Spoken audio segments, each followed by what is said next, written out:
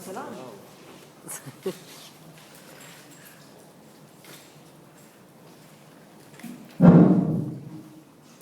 Ladies and gentlemen, shall I remind you to switch off your mobile phones? Everybody is allowed to ask questions within a limited time. Thank you. Thank you very much.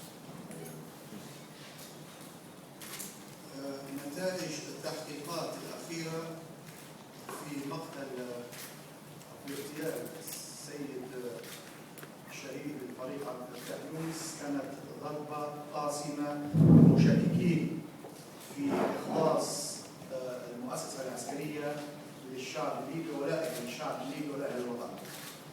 The last outcome of the investigation committee regarding the death of General Abdel Fattah Yunus, it was a big destroy to a bad people who has tried to create a gap between the National Army Association and the Libyan people in general.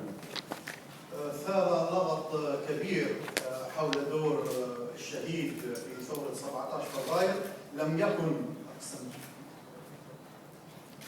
It was a mass understanding concerning the role of the Abdel Fattah Yunus, the martyr Abdel Fattah Yunus, with the February Revolution.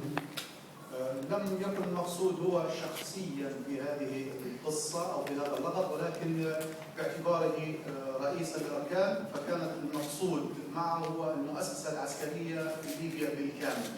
In fact, he wasn't personally targeted concerning this subject, but the main issue or the main target was just to undervalue the National Army Association in Libya as a whole.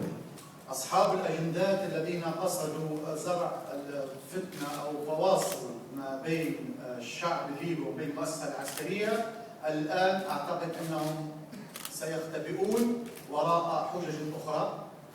The people who were behind personal agendas to create a gap between our people in Libya and their National Army Association already hide it now, and they have nothing to do or to say. كمن قال أو من شكك في كفاءة مستوى التعليمي لضباط جيش التحرير الوطني. These have underestimated the quality and qualification of our army officers in Libya. وكأنما اقتصر تقييم جيش الخلاص الوطني أو جيش الخلاص الوطني بالفعل اقتصر على ثلة غير واعية ممن يدعون الثورة والثورية. This group of people has taken the role to evaluate these military officers and their association, which is not related to the fact anyway. حق للشعب الليبي الآن والمؤسسة العسكرية وللثوار الشرفاء، أنا أتحدث عن الشرفاء من الثوار، بأن يفخروا بالمؤسسة العسكرية التي كان على رأسها رئيس أركانها الشهيد عبد الفتاح يونس. The time actually has come for the honorable people to be honored by the National Army Association, which has been headed by Commander Abdel Fattah Yunus. والذي رفض أن يساوم على وطنيته وعلى ولائه للشعب الليبي رغم كل المغريات. Abdel Fattah Yunus, who has refused to bargain about his nationality and about his country, regardless of what he has been offered. حق لأبنائه وأبناء قبيلته الشرفاء من قبيلة الفتاج أن يفخروا بهذا الرجل. For his tribe, for his honorable people, they have the right now to be very proud of him. والذين وضعوا وصيته نصب أعينهم ألا وهي ليبيا فوق الجميع. These people who has always take his will that Libya above everything. وأن سيادة القانون هي التي ستسود في ليبيا. And the law only who will be master in this country. ماذا سيقول الآن المشككون في مصداقية وفي أمانة وفي ولاء الجيش الخلاص الوطني لليبيا الحرة؟ These people, what can they say actually after the outcome of the investigation committee regarding the National Army Association and its fate? سنبني المؤسسة العسكرية، سنعيد تنظيم المؤسسة العسكرية. الشعب الليبي هذا هو لسان حاله. We will rebuild the National Army Association. This can reflect the aim, the whole of the Libyan people. حتى نمنع من يحاول العبث بالشرعية وبأمن ليبيا والليبيين. In order to prevent the bad people who has tried to destroy the legitimacy and the unity of Libya and Libyans. نحن في الطريق الصحيح الآن لبناء أو لإعادة تنظيم جيش الخلاص الوطني.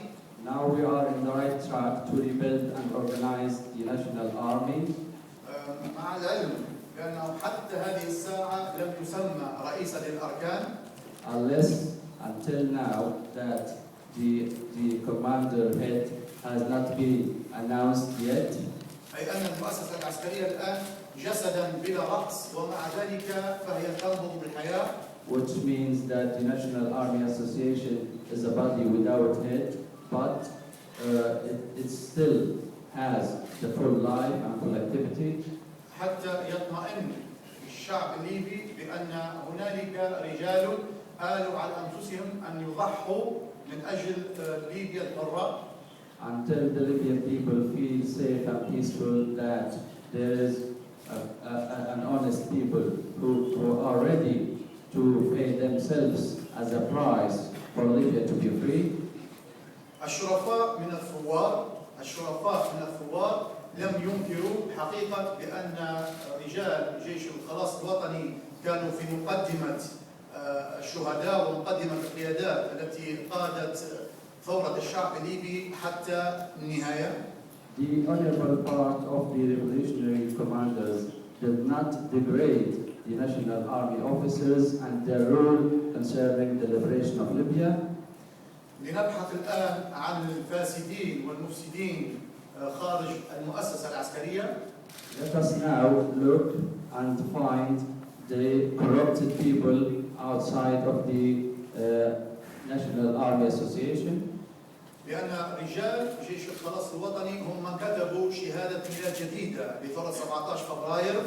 Because our freedom fighters, they are the people who have wrote the life certificate, new life certificate for the 17th of February revolution. رجال جيش التحرير الوطني كتبوا شهادة ميلاد جديدة يوم 19 مارس في مدينة بنغازي. The National Liberation men or forces have written the new certificate of life for the 17th of February revolution in Benghazi. أكررها للمرة 100 لأن هذه الشهادة كتبت في قاعدة بنين الجوية بيد رجال جيش التحرير الوطني من الفنيين في قاعدة بنين الجوية. I can repeat that for 100 times that this certificate has been written in Benina base in Benghazi by the honorable people there. هذه الشهادة كتبت بدماء 3 من الطيارين من جيش التحرير الوطني. This certificate has been wrote by the blood of 3 Air Forces commanders from the Liberation Army. وختمت هذه الشهادة بدموع أبناء وذوي أهلهم الذين كففوا دموع أبناء ليبيا في الداخل والخارج. And this certificate has been stamped by the tears of their children and their family inside and outside. المؤسسة العسكرية جيش الخلاص الوطني بدون من أو جميل